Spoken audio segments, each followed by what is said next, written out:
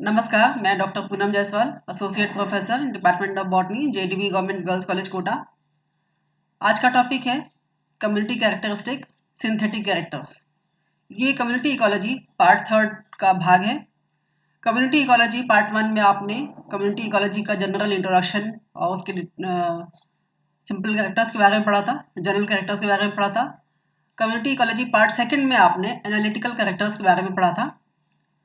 आज हम पढ़ेंगे सामुदायिक परिस्थिति, समुदाय के गुण, संश्लेषणात्मक गुण। सबसे पहले सिंथेटिक कैरेक्टर्स क्या होते हैं। सिंथेटिक कैरेक्टर्स को दरअसल जो एनालिटिकल कैरेक्टर्स होते हैं उनको डिटरमिन करने के बाद उनके आधार पर बनाया जाता है, उनके आधार पर ये तैयार किए जाते हैं, इसलिए इसको सिंथेटिक कैरेक्टर्स कहते हैं। और एनालिटिकल कैरेक्टर्स में जो क्वालिटेटिव और क्वांटिटेटिव कैरेक्टर्स होते हैं उनके आधार पर, उनके डेटा के आधार पर इनका कंप्यूटेशन किया जाता है। जैसे कि किसी भी एरिया की जो वेजिटेशन होती है उसका जो एनालिसिस करते हैं उसके लिए सबसे पहले हम एनालिटिकल कैरेक्टर्स निकालते हैं, क्वालिटेटिव एंड क्वांटिटेटिव कैरेक्टर्स निकालते हैं। उसके आधार पर फर्दर स्टडी के लिए, फर्दर एनालिसिस के लिए उसको हम सिंथेटिक कैरेक्टर्स के पैरामीटर्स में डिस्क्राइब करते हैं। सिंथेटिक कैरेक्टर्स के लिए कौन कौन से पैरामीटर्स लिए जाते हैं वो इस तरह से हैं। सबसे पहले प्रेजेंस एंड कॉन्स्टेंस। प्रेजेंस का मतलब आप हिंदी में समझते हैं, उपस्थिति। वो किन किन स्टैंड्स में, जितने आपने एरिया स्टडी किया है वहां पर उपस्थित है या नहीं है, that is presence. And Constance मतलब होता है कि लगातार प्रेजेंट होना, that is the degree of presence. किस लेवल तक, किस स्तर तक वो प्रेजेंट है, that is Constance. Presence and Constance को दर्शाने का तरीका है कि हाउ यूनिफॉर्मली और species occurs in a number of stands of the same type of community. एक पर्टिकुलर कम्युनिटी में कोई भी स्पीशीज कितनी यूनिफॉर्मली, कितनी एकरूपता से प्रेजेंट है, ये हम दिखाते हैं प्रेजेंस या कॉन्स्टेंस के आधार पर। The species on the basis of its percentage frequency में belong to any of the following 5 presence class decide किए गए थे, जो कि ब्राउन ब्लैंकेट ने दिए थे 5 प्रेजेंस क्लास। और इनका आधार है जो आपने क्वालिटेटिव क्वांटिटेटिव कैरेक्टर्स एनालिटिकल में पढ़े थे, उनमें जो फ्रीक्वेंसी स्टडी करते हैं उनके आधार पर ये 5 प्रेजेंस क्लास बनाए गए हैं। उसमें सबसे ऊपर आता है रेयर। रेयर मीन्स दुर्लभ।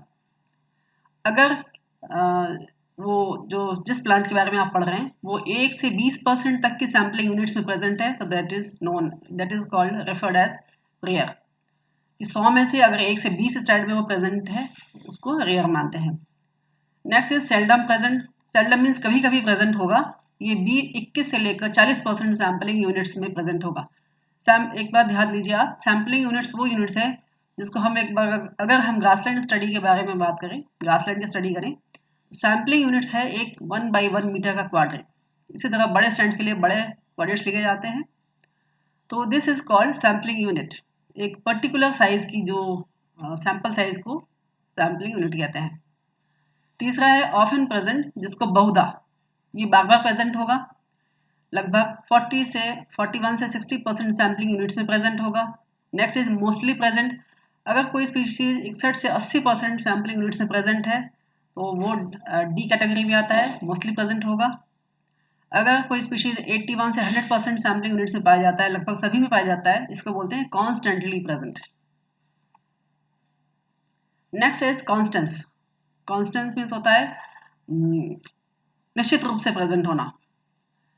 Is generally determined from the frequency. ये भी फ्रीक्वेंसी के आधार पर होती है और इसको भी 5 कॉन्स्टेंट क्लासेस में डिवाइड किया गया है। अगर कॉन्स्टेंट क्लास 1 अगर 1 से लेकर 20% तक फ्रीक्वेंसी है तो वो कॉन्स्टेंट क्लास 1 में आता है। 21 से 40% फ्रीक्वेंसी वाले कॉन्स्टेंट क्लास 2 में आते हैं। 41 से 60% फ्रीक्वेंसी वाले कॉन्स्टेंट क्लास सी में आते हैं। 61 से 80% फ्रीक्वेंसी वाले कॉन्स्टेंट क्लास 4 में आते हैं। 81 से 100% फ्रीक्वेंसी वाले कॉन्स्टेंट क्लास सी में आते हैं।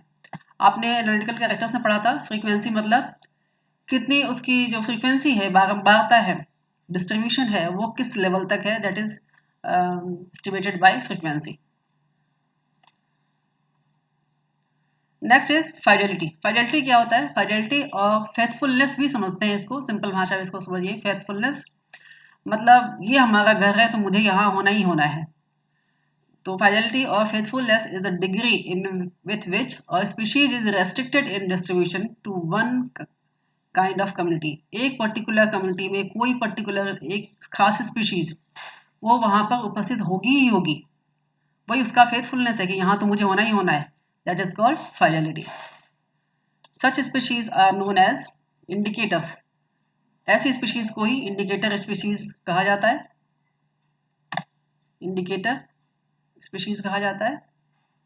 और इसको भी the species have been grouped into 5 fidelity classes. और इसको भी सबसे पहले बाउंड ब्लैंकेट ने ही दिया था। आप एक चीज़ ध्यान रखें कि जितने भी सिंथेटिक कैरेक्टर्स हैं उसको ज़्यादातर को 5 कैटेगरी में डिवाइड किया गया है। एक तरह से एक स्केल है 5 इंडिकेटर स्केल, उसके आधार पर ही डिवाइड किए गए हैं। अब ये 5 फाइडेलिटी क्लास कौन कौन सी है? नंबर 1 जिसको हम स्ट्रेंजर्स भी कहते हैं। स्ट्रेंजर्स मीन्स अपरिचित। स्ट्रेंजर्स, उनको स्ट्रेंजर्स क्यों कहते हैं? कि प्लांट्स अपीयरिंग एक्सीडेंटली, ये कभी कभार दिखाई दे जाते हैं किसी एक खास स्टैंड में, किसी एक खास कम्युनिटी में। Second it fidelity class second, these are called indifferents, जिसको हिंदी में तटस्थ भी कहते हैं। तटस्थ इसलिए कहते हैं कि इनडिफरेंट प्लांट्स में अकर इन एनी कम्युनिटी, किसी भी कम्युनिटी में पाए जा सकते हैं, इनको कोई फर्क नहीं पड़ता कि यहाँ हमारा घर है या नहीं। फिर फाइडेलिटी क्लास 3, इसको प्रीफरेंशियल्स भी कहते हैं। वो इसलिए कहते हैं विच अकर इन सेवरल कम्युनिटीज, कई सारी कम्युनिटीज में पाए जा सकते हैं, लेकिन ये predominant in one particular community. Predominant in one, किसी एक खास कम्युनिटी में तो पाए जा, वहां प्रीडोमिनेंट होते हैं, लेकिन बाकी दूसरी कम्युनिटीज में भी पाए जा सकते हैं। Next is fidelity class 4, these are may occasionally occur in other communities as well. ये एक कम्युनिटी में तो पाए जाते ही हैं, लेकिन दूसरी कम्युनिटीज में भी पाए जा सकते हैं, इसको कहते हैं selectives. Next is fidelity class 5, this occurs only in one particular community में ही पाए जाएंगे, दूसरी अन्य किसी कम्युनिटी में नहीं पाए जाएंगे, इसको कहते हैं एक्सक्लूसिव्स। मतलब these are exclusive to one particular community, not found in others. Next character is dominance. Dominance आपने आगे लेक्चर सेकंड में, लेक्चर 1 में ही पढ़ा था। ये क्या होते हैं? This is used as synthetic as well as analytical characters, दोनों में पाए जाते, दोनों का कैरेक्टर डिफाइन करता है, ये दोनों का कैरेक्टर बताता है डोमिनेंस कैसा है। ये परिकल्पना डॉबिन मैयर ने दी थी 1959 में। The number of species,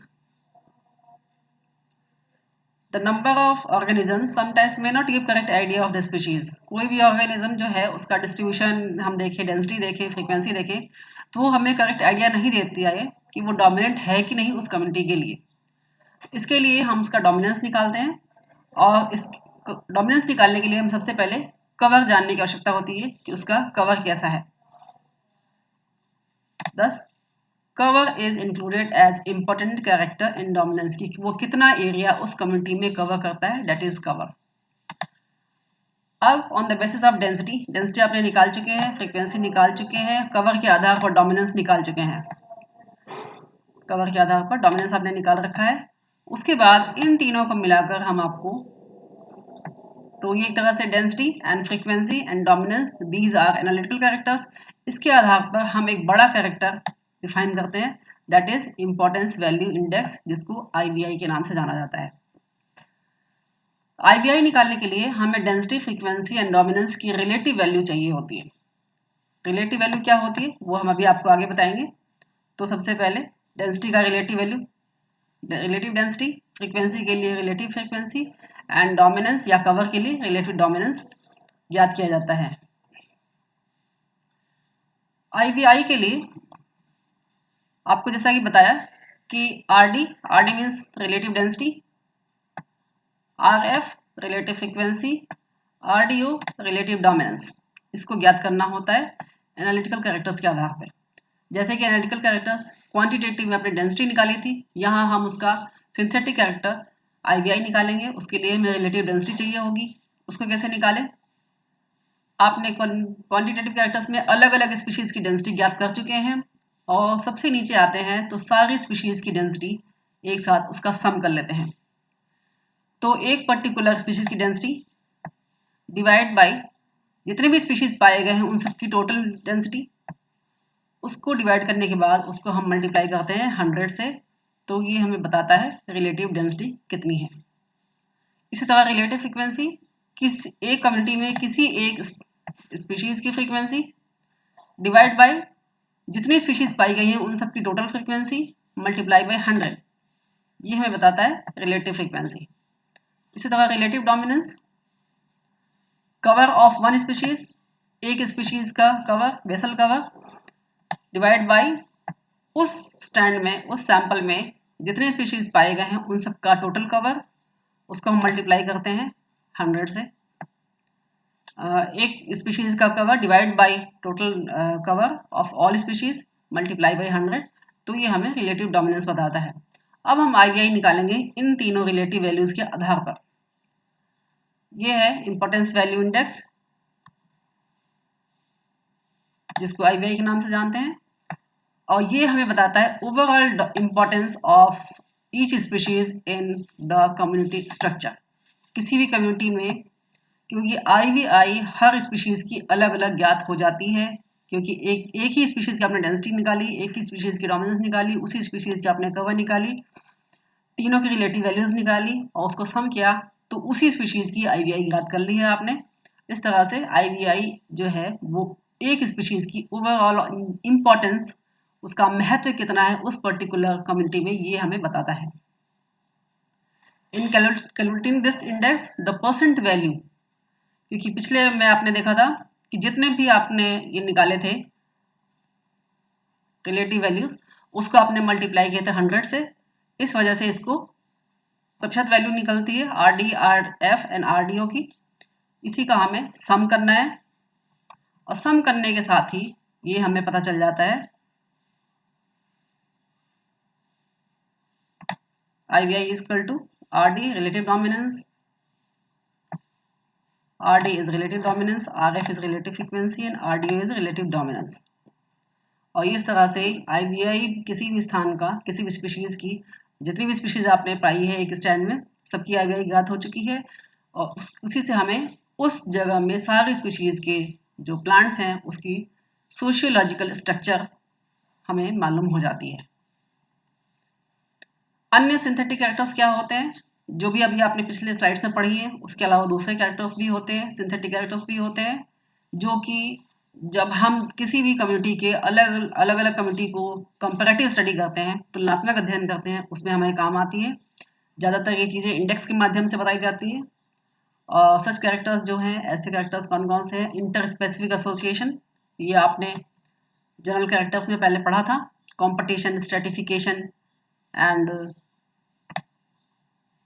cohabitation, inter specification पढ़ा था।